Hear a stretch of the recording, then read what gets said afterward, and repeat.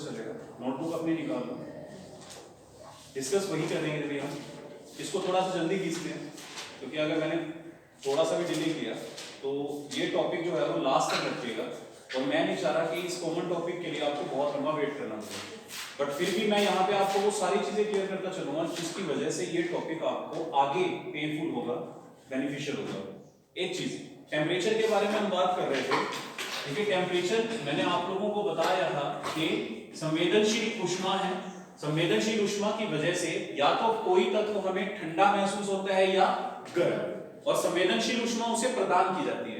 जब भी हम किसी तत्व को या तो आग पर रखते हैं, उसके अंदर ऊष्मा प्रदान करते हैं तो टेम्परेचर जो है वो राइज कर जाता है, और अगर हम उसे जमाते हैं, ठंडा करते हैं तो संवेदनशील ऊष्मा उसमें से निकल जाती है। वही चीज हमें फिर ठंडी महसूस होती है।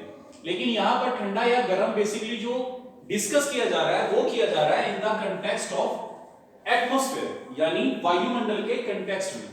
देखिए यहाँ पर हमारा जो अर्थ है वो अर्थ बेसिकली एक आवरण से घिरी है। उस आवरण का ये ठंडा या गर्म होना इसके अंदर शामिल किया गया है। हम इसे ज्यादा डीप में नहीं, सिर्फ इतना ही समझते हैं, वायुमंडल का ठंडा या गर्म होना। वायुमंडल किस प्रकार से गर्म होता है? पूरी पृथ्वी के पास सिर्फ एक ही सोर्स ऑफ एनर्जी है और वो है सन, ठीक है। और मैंने आपको बताया था ये जो आपका एटमॉस्फेयर है, यानी जो आपका वायुमंडल है, ये वायुमंडल तीन तत्वों से मिलकर बना है। उन तीन तत्वों में सबसे इंपॉर्टेंट है गैसेस, फिर है आपके डस्ट पार्टिकल्स और फिर है आपके वाटर वेपर्स।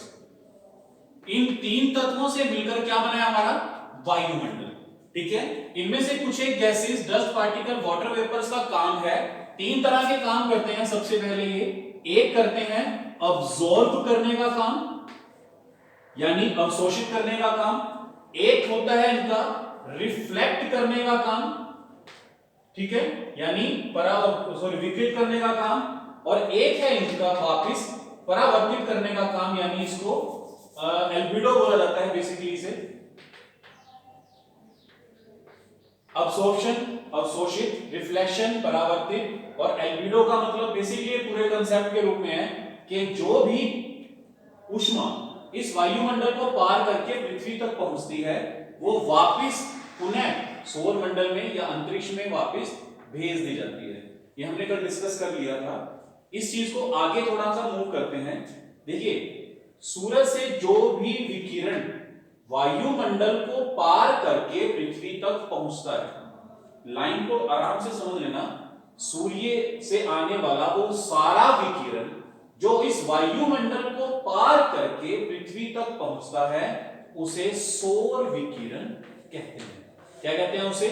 सौर विकिरण। और इंग्लिश में इसे बोला जाता है इंसोलेशन। इंसोलेशन का मतलब होता है इनकमिंग सोलर रेडिएशन, यानी इनकमिंग सोलर रेडिएशन, वो रेडिएशन जो पृथ्वी तक पहुंचता है इनकमिंग सोलर रेडिएशन के नाम से जाना जाता है।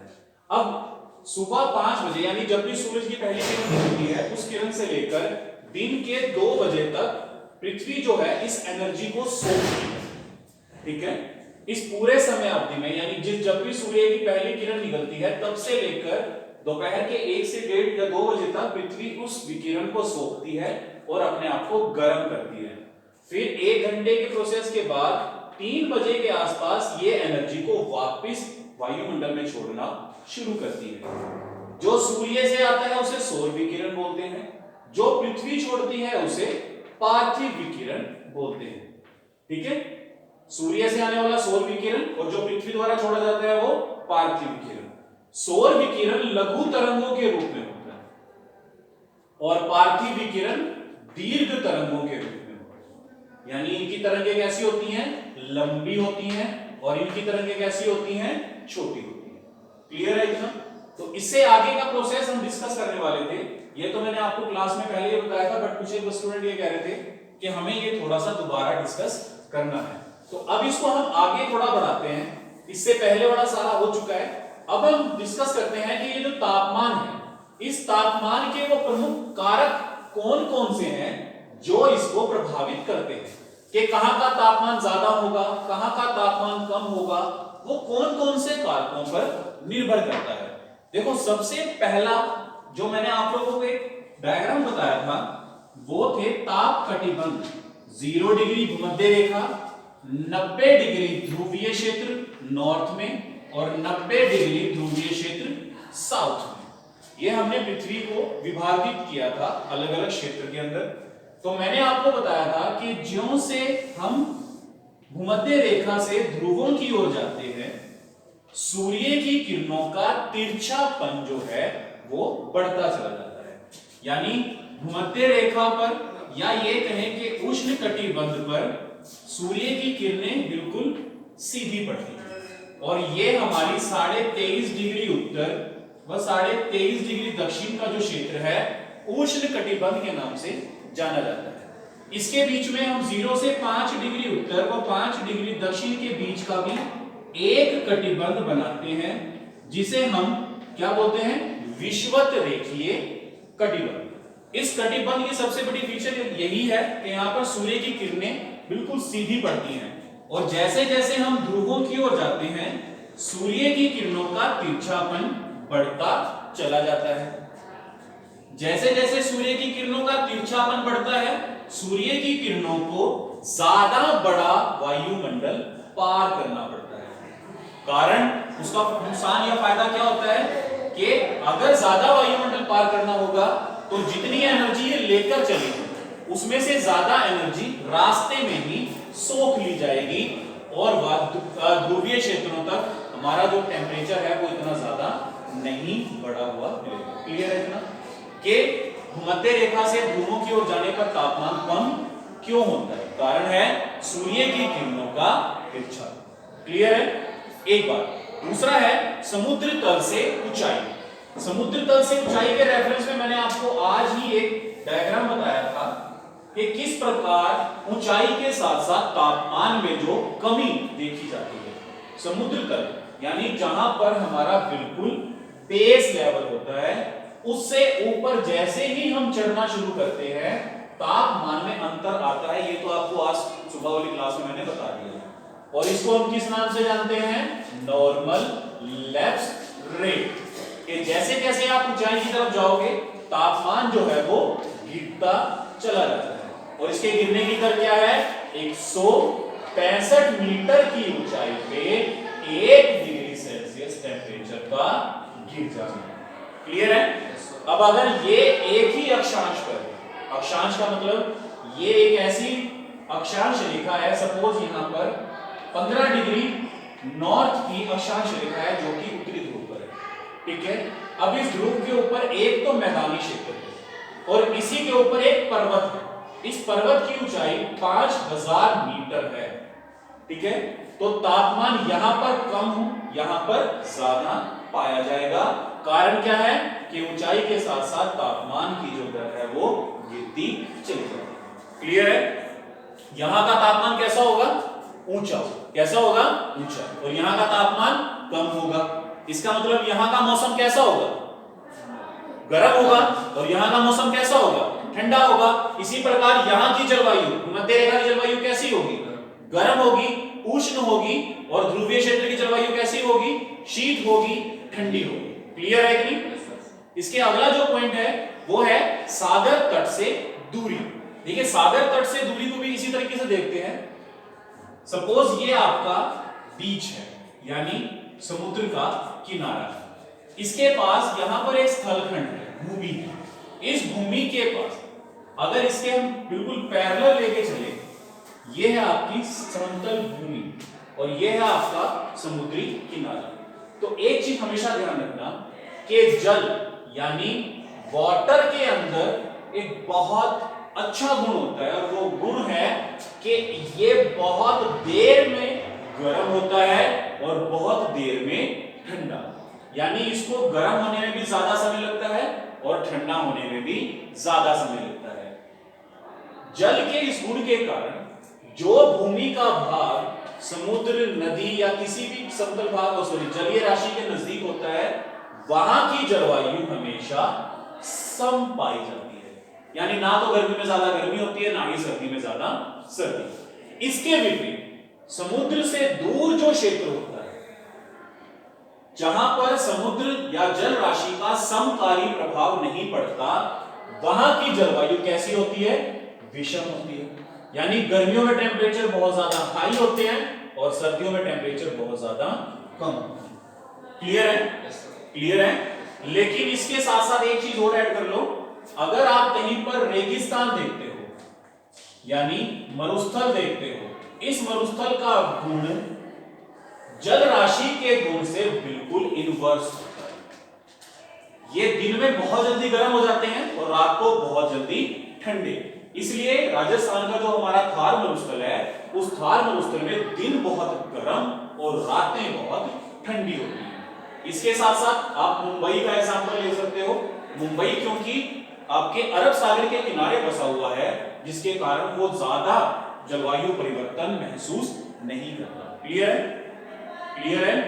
हाँ जी, आगे देखते हैं। इसके बाद है कुछ एक प्रचलित पवनें होती हैं।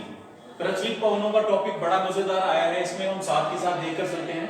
ये ऊपर वाला सेक्शन मिटा दूं या देखना है इसका भी कुछ हो? देखो, आपने कटिबंध बनाए थे। कटिबंध मैंने आपको बताया था, कितने कटिबंध थे?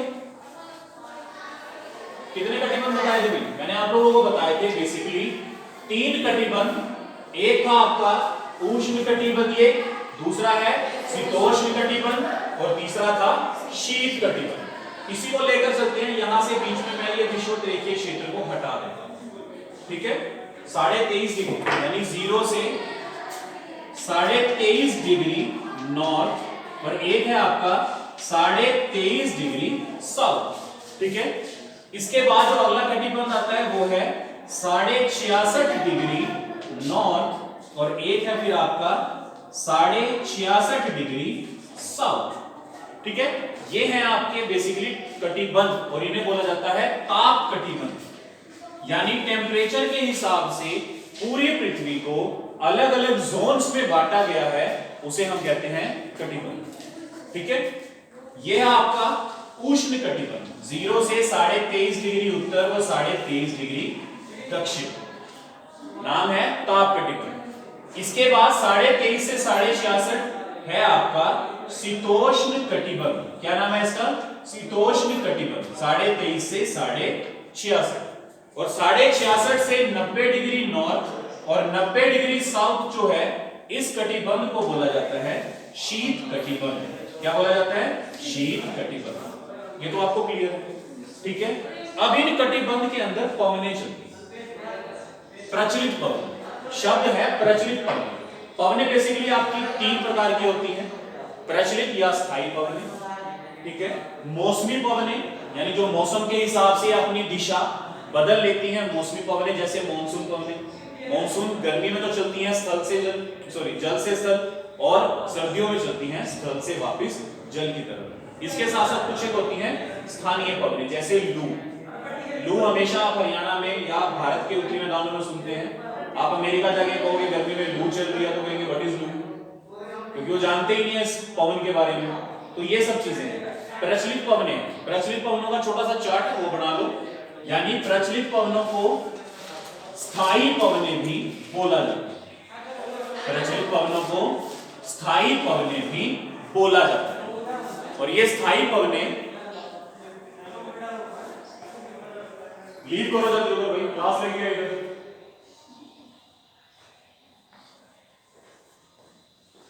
स्थायी पवनें भी इन्हें बोला जाता है।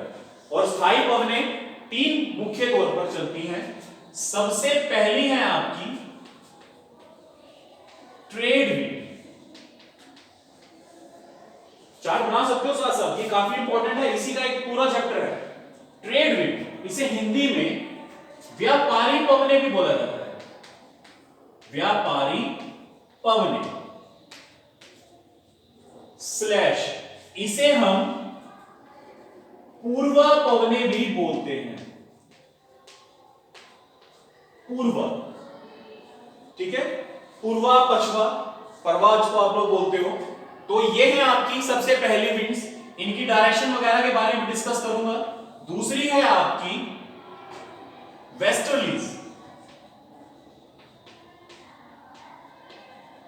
वेस्टर्लीज, इन्हें बोला जाता है पछुआ पवने, ठीक है, पूर्वा पवने, पछुआ पवने, वेस्टर्लीज, ट्रेड विंड्स, वेस्टर्लीज, और तीसरी है आपकी पोलर विंड, पोलर विंड यानी ध्रुवीय पवने,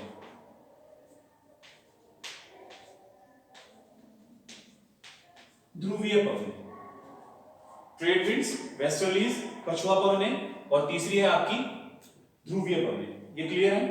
अच्छा, अब ये डायग्राम मैंने आपको क्यों बनाया है, ये मिटा रहा हूं, 23.5 से 66.5 ये आपको याद रखना है, या मैं इसको अपोजिट डायरेक्शन में भी लिख सकता हूं, लेकिन मुझे इसकी जरूरत पड़ेगी थोड़ी देर में अभी, बट फिलहाल के लिए मैं ये सारा सेक्शन बीच में से मिटा देता हूं ताकि आपको ये पवने जो है वो समझ में आ जाए, आपको बाद में परेशान ना करें।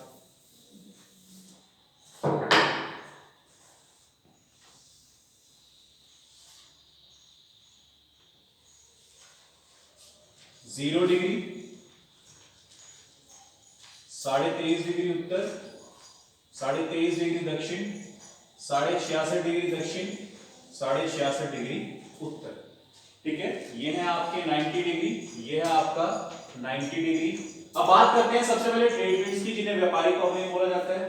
देखिए, व्यापारिक पवनों के साथ सबसे जरूरी चीज मैं आपको बता देता हूं, इनकी दिशा बेसिकली जो मोटे तौर पे देखी जाती है वो होती है पूर्व से पश्चिम की ओर। कैसे होती है? पूर्व से पश्चिम की ओर। और ये किन ताप कटिबंधों के बीच में बहती है? उष्ण कटिबंध, यानी 0 से 23.5 डिग्री उत्तर और 23.5 डिग्री दक्षिण, इनके बीच में पूर्व से पश्चिम की ओर। पछुआ पवनों की दिशा होती है पश्चिम से पूर्व। देखिए, ये मोटे तौर पे बता ना, अदरवाइज इनकी दिशा कुछ और होती है। इनकी उत्तर पूर्व से दक्षिण पश्चिम और इनकी दक्षिण पश्चिम से उत्तर पूर्व। ये मैं आपको अच्छे से तब समझाऊंगा, लेकिन आप फिलहाल भी मोटे तौर पे यही लिखो कि ये की दिशा में डायग्राम जो है वो मोटे तौर पे बनाओ। अभी इसका फिर दोबारा से डिस्कशन होगा। फिर आती है आपकी ध्रुवीय पवनें, इनकी दिशा भी पूर्व से पश्चिम की ओर ही होती है, ठीक है। अब बात करते हैं कि इस जो हमारी पवन का स्ट्रक्चर है, इन पवनों के स्ट्रक्चर का हमारे तापमान पे क्या है? पूर्व से पश्चिम ध्रुवीय पवनों की, और पछुआ की पश्चिम से पूर्व। इनकी बेसिक डायरेक्शन में आपको अच्छे से क्लियर करूंगा, लेकिन बात करते हैं तापमान के बारे में। तो ये पवनें काम क्या करती हैं, तापमान को कैसे मैनेज करती हैं? सपोज देखिए, ये एक धरती है, पूरी पृथ्वी के ऊपर कहीं पर पर्वत, कहीं पर पठार, कहीं पर मैदान है। जब ये पूर्वा पवनें चलती हैं और रास्ते में कोई समुद्र, कोई जलराशि आती है, उसके ऊपर से चलती हुई ये क्या करती हैं? जलवाष्प को धारण करती हैं, जलवाष्प को अपने साथ आगे लेकर बढ़ती हैं, और रास्ते में ही उनकी वर्षा जो है वो करती हुई आगे बढ़ती है।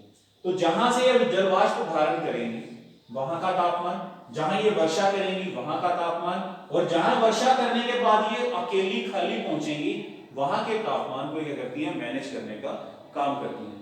और ये तीनों ही जगह का जो तापमान है वो अलग अलग पाया जाता है। लेकिन यहाँ पे आप सिर्फ इतना समझो कि ये मुख्य 3 पवनें जो हैं आपके विभिन्न स्थानों के तापमान को बैलेंस करने का काम करती हैं। क्लियर है? फिर आती हैं समुद्री धाराएं। समुद्री धाराएं, तो जब स्थायी पवनों का एक छोटा सा चार्ट बनाया है, ऐसे ही एक छोटा सा चार्ट आप समुद्री धाराओं का बना लो, यानी ओशन करंट्स। समुद्री धाराएं, समुद्री धाराएं 2 ही प्रकार की होती हैं, एक होती है आपकी गर्म और दूसरी होती है आपकी ठंडी, ठीक है। ये 2 ही प्रकार की समुद्री धाराएं हैं। और समुद्र कितने हैं? महासागर कितने हैं? कितने महासागर हैं? कितने हैं? देखो, बेसिकली जो आप नाम जानते हो वो है आपका प्रशांत, अंध, हिंद, फिर है आपका आर्कटिक और है आपका दक्षिणी महासागर। हम जब महासागरीय धाराओं के बारे में बात करते हैं तो सिर्फ 3 महासागरों की धाराएं आपको याद रखनी होंगी। पहली है आपकी प्रशांत, फिर है आपका अंध महासागर और फिर है आपका हिंद महासागर, ठीक है। इन तीनों महासागर की धाराएं ही हम आगे सिलेबस में पढ़ेंगे। क्लियर है? लेकिन यहां पर जो जरूरी चीज है वो क्या है हमारी धाराओं का समझना कि हमारी धाराएं किस प्रकार से तापमान को प्रभावित करती हैं। चलो ये मैप यहां पर रखा होगा, आपके हेल्पफुल है, बड़ा काम आ जाएगा। देखिए ये आपका प्रशांत महासागर, एक भाग प्रशांत महासागर का इधर है और एक भाग प्रशांत महासागर का इधर है। बेसिकली ये अलग अलग नहीं है, क्योंकि ये समतल कागज पर महाद्वीपों को दिखाया गया है, इसलिए महासागर दो हिस्सों में नजर आता है। अगर आप इसे ग्लोब पर देखोगे तो ये एक ही है। अब बात करते हैं गर्म और ठंडी महासागर धाराएं। हम बात किसकी कर लेते हैं, अंध महासागर की। ये अंध महासागर है जो आपके उत्तर अमेरिका, दक्षिण अमेरिका, अफ्रीका और यूरोप से घिरा हुआ है। ठीक है, आप ये जरूर याद रखना कि ये 0 डिग्री, ठीक है, और ये है आपका 90 डिग्री और ये है आपका 90 डिग्री साउथ और ये था नॉर्थ। ये याद रखना। एक चीज क्लियर है इतना तो? कोई भी जलधारा, ये आपके लिए इंपॉर्टेंट है, कोई भी जलधारा यहां से यहां जाएगी और यहां से यहां, यानी 0 डिग्री से 90 डिग्री उत्तर दक्षिण कहीं भी जाएगी, वो गर्म होगी। भले ही वो, सुन लो मेरी बात, भले ही वो 0 डिग्री से चलकर 2 डिग्री तक ही जाएगी। 90 तो बहुत दूर है, अगर 0 से चलकर 2 डिग्री तक भी गई तो इसके मुकाबले ये ठंडा एरिया है।